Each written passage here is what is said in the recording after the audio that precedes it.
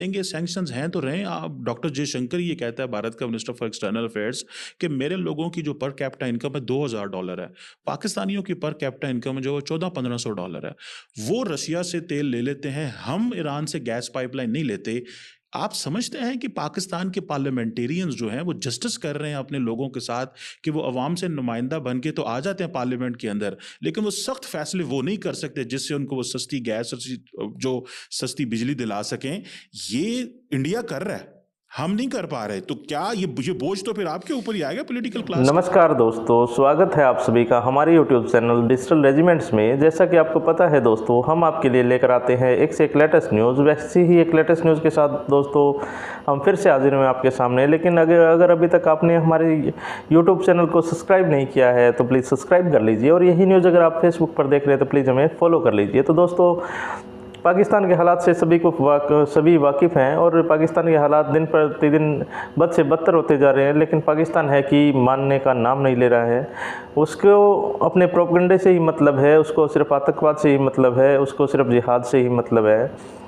इसके अलावा वो ये भी जानता है कि पाकिस्तान जब तक भारत के साथ उसके रिश्ते नहीं सुधरेंगे या भारत के साथ वो ट्रेड नहीं करे शुरू स्टार्ट करेगा, तब तक पाकिस्तान की दाल रोटी नहीं चल सकती है। लेकिन वो ये जानता है, लेकिन मानने को लिए तैयार नहीं है कि हम ऐसा करेंगे तो ऐसा होगा, क्योंकि जो उनका ईगो सिस्टम है वो बहुत गड़बड़ हो चुका है दोस्तों। वो इस चीज़ को समझने के लिए तैयार नहीं है। वो ये सोचते हैं कि आज भी हम सुपर पावर हैं, हालांकि उनका बाल एक एक बाल तक उनका गिरवी पड़ा हुआ है, लेकिन वो ये समझते हैं कि वो सुपर पावर है।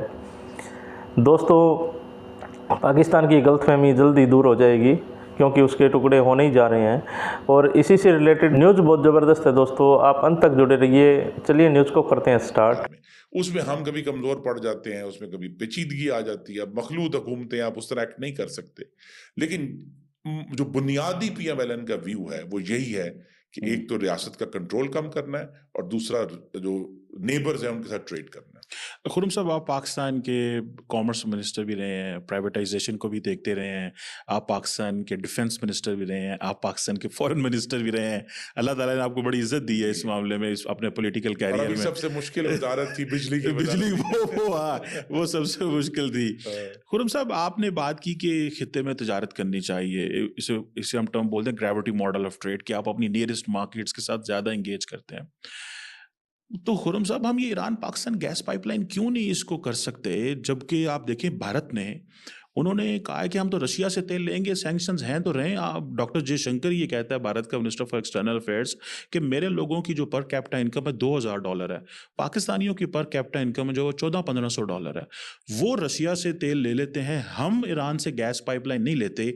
आप समझते हैं कि पाकिस्तान के पार्लियामेंटेरियंस जो हैं वो जस्टिस कर रहे हैं अपने लोगों के साथ, कि वो अवाम से नुमाइंदा बन के तो आ जाते हैं पार्लियामेंट के अंदर, लेकिन वो सख्त फैसले वो नहीं कर सकते जिससे उनको वो सस्ती गैस और जो सस्ती बिजली दिला सकें।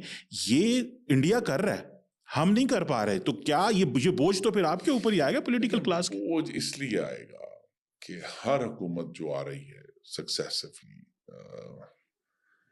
वो तो सिर्फ आग बुझाने में लगी हुई है। किसी ना किस्म की आग लगी हुई है। और वो मसलन 2008 की हुकूमत आई, जिसका शुरू में हम भी हिस्सा थे, फिर हम बाहर आ गए। उसको जिस किस्म की भयानक दहशतगर्दी का सामना करना पड़ा 2008 से 13 के दौरान, दहशतगर्दी भी थी, कराची में टारगेट किलिंग भी बड़ी भयानक थी, उसकी फायर फाइटिंग होती रही बीच में। वो जो एक बड़ा, मैं समझता हूँ कि कलीदी साल था 2011 का, जब ओसामा बिन लादेन वाला वाकया हुआ, उनके ऊपर ये इशू था। अब जब हमारी गवर्नमेंट आई 2013 में, तो उसके ऊपर दहशतगर्दी तो चल ही रही थी, महंगाई भी थी, लोड शेडिंग भी थी, लेकिन उसके साथ ही फिर आपको मालूम है कि धरना भी आ गया और एक सियासी तौर पर हमलावर हुआ। तो लिहाजा हुकूमतें जो हैं वो वन आफ्टर दी अदर वो फायर फाइटिंग मोड में है। और फिर जो 2017 में मियां नवाज शरीफ की डिस्क्वालिफिकेशन के बाद से पाकिस्तान स्टेबलाइज नहीं हुआ। 7 साल हो गए हैं, स्टेबलाइज नहीं हुआ।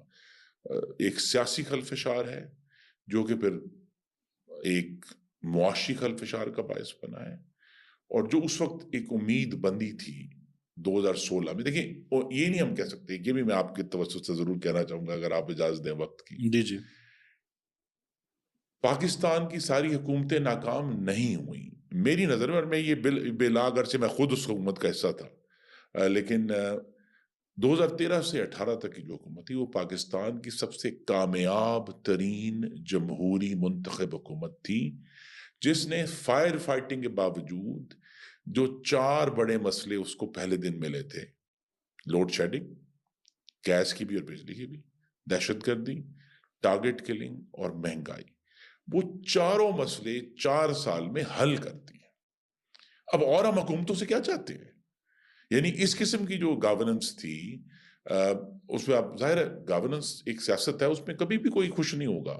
میاں نواز شریف کے اوپر 1000 قسم کی باتیں لوگ کرتے ہیں، کرٹیسائز کرتے ہیں، لیکن ان کی یہ جو اچیومنٹ ہے کہ انہوں نے وہی ریاست جس کی استعداد، کیپیسٹی تقریباً یعنی منفی تھی، اسی ریاست کے اندر سے نواز شریف نے لوڈ شیڈنگ ختم کی، دہشت گردی سے جنگ کی، اس کو ختم کیا، ٹارگٹ کلنگ کراچی کی بڑا میں بار بار ذکر کرتا ہوں اس لیے کہ بڑی اہم بات تھی، کراچی کا سٹیبلٹی بڑی اہم ہے پاکستان کے لیے، وہ ختم کی، اور مہنگائی بھی ختم کی۔ اگر آپ 2015-16 میں پاکستان کی تاریخ کی سب سے کم مہنگائی تھی 2.8%، اور جب ہماری پورے جو دور تھا آخری 4 سال، اس میں جو فوڈ انفلیشن تھی، اب ہمیں لگتا ہے عجیب ہے، فوڈ انفلیشن 1% یا اس سے کم تھی، یعنی گندم، آٹا، چینی، گھی، اس کی قیمتیں اپنی جگہ پر کھڑی تھی، ٹھیک ہے۔ تو یہ جو اچیومنٹ ہے، ہم یہ بھی جو آپ نے جمہوریت کا ذکر کیا کہ جمہوریت کو سب لوگ ڈنڈے ماریں گے، یہ ناکام ہے، یہ بیکار ہے، یہ کرپٹ ہے، یہ نہیں بھئی، اگر اس جمہوریت کے اندر سے وہ 2013 سے 18 کی گورنمنٹ نکلی ہے جس نے اتنی بڑی اچیومنٹس کی ہیں، اب وہ کہتے ہیں نہیں یہ تو دیکھیں نا جی، وہ تو یہ جو دہشت گردی جنگ تو افواج پاکستان نے لڑی تھی، اور دیکھیں وہ تو کراچی والا تو رینجرز نے کیا تھا، اور دیکھیں جی وہ تو جو یہ لوڈ شیڈنگ تھی یہ تو چائنا نے کیا تھا۔ بھئی بات یہ ہے کہ اگر آپ ڈسکریڈٹ جس کو دینا ہے تو پھر کریڈٹ بھی اس کو جائے گا، اور اگر کریڈٹ نہیں دینا تو پھر ڈسکریڈٹ بھی نہیں جائے گا۔ وہ حکومت ذمہ دار ہے یا نہیں ہے، it's one of the two. یہ نہیں ہو سکتا کہ جی ساری خرابیاں آپ ان کے کھاتے میں ڈال دیں اور کہیں جی نہیں یہ تو باقی جو ہے جو اچھا کام ہے کسی اور نے کیا۔ تو لہذا ہمارے پاس ایک ایگزامپل موجود ہے ایک کامیاب گورنمنٹ کی، جس میں چونکہ ان کی ہماری اپنی میجورٹی تھی تو لہذا یہ ایشوز بھی نہیں تھے کولیشن کے، لیکن بہرحال ہمیں اب تو ایک بہت ہی سیریس سچویشن کا سامنا ہے، اور جو سوال آپ نے مجھ سے کیا تھا ایران گیس، دیکھیں اس پر تو ہمیں یکسوئی ہونی چاہیے کہ ہم نے یہ بنانا ہے بڑی، اور اس وجہ سے ہونی چاہیے کہ ہمارے پاس اس وقت آپشن نہیں ہے۔ پاکستان کے اندر نکلنے والی گیس ہر سال 8 سے 10% کم ہو رہی ہے۔ اس کا مطلب یہ ہے کہ 2035 تک اللہ تعالیٰ کو کام مہربانی کر دے تو بہت اچھی بات ہے، لیکن 2035 تک پاکستان کی گیس کے ذخائر تقریباً ختم ہو جائیں گے۔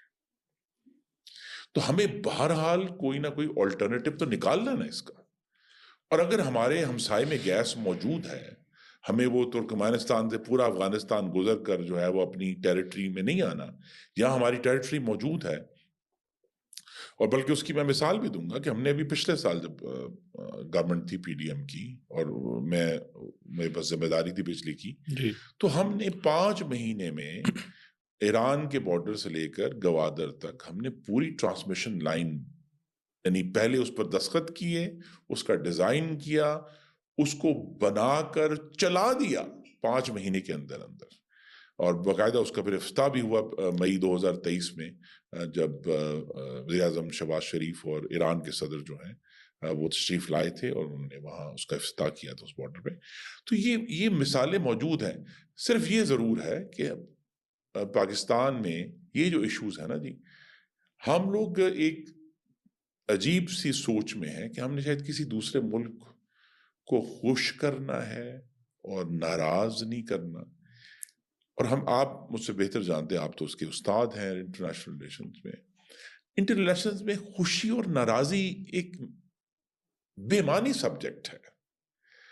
اس ملک کے مفادات ہیں، آپ کے مفادات اس سے الائن ہو رہے ہیں تو آپ کام کرتے ہیں، اگر نہیں ہو رہے، مثلا امریکہ نے، میں حیران ہوں ایسے کہ انہوں نے اتنی سخت سٹینڈ کیوں لے لیا اس کے اوپر، پائپ لائن کے اوپر، اور हालांकि ये इसकी कोई सेंस नहीं बनती। एक दो ममालिक हैं, वो आपस में ट्रेड करना चाहते हैं, और अब जबकि पाकिस्तान ने और ये बड़े पिछले साल तो वही प्रपोजल था, लेकिन ये बड़ी अच्छी बात है कि उसका जो एक्चुअल स्केल है वो घटा दिया है, ताकि जो इंटरनेशनल एक्सपोजर है उसका वो कम से कम हो जाए। उसके आगे हमारी अपनी ज़मीन है ना जी, हम अपनी ज़मीन पर जो मर्जी पाइपलाइन तामीर करें, वो हमारा हक है।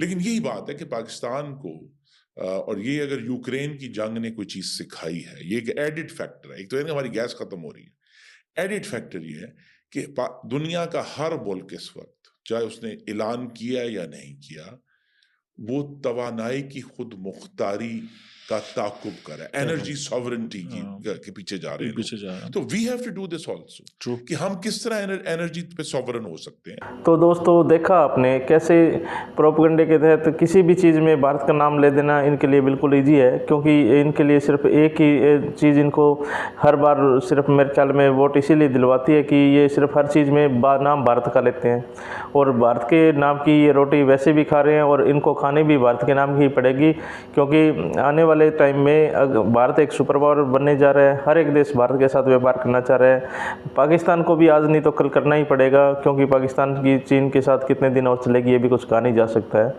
हालांकि मुझे तो ये लगता है कि अब जैसे कि हर दिन खबर आ रही है कि पाकिस्तान में बम धमाके हो रहे हैं, जो उन्होंने संगठन बनाए थे आतंकवादी संगठन, वो आज के टाइम में अपना हिस्सा मांग रहे हैं। उस देश को यूँ बोल रहे हैं कि हम इस तरह देश चलाएंगे, जैसे TTP है वो कह रहे हैं हम अफ़गानिस्तान की तरह ही, तालिबान की तरह हम पाकिस्तान को चलाएंगे। तो टुकड़े उसके होने ही जा रहे हैं। तो डेमोक्रेसी भी चेंज होगी, सब कुछ चेंज होगा आज नहीं तो कल। आपको क्या लगता है, आप भी हमें कमेंट करके ज़रूर बताइए दोस्तों, और जल्दी हाजिर होते हैं एक नई न्यूज़ के साथ। तब तक के लिए जय हिंद, जय भारत, वंदे मातरम।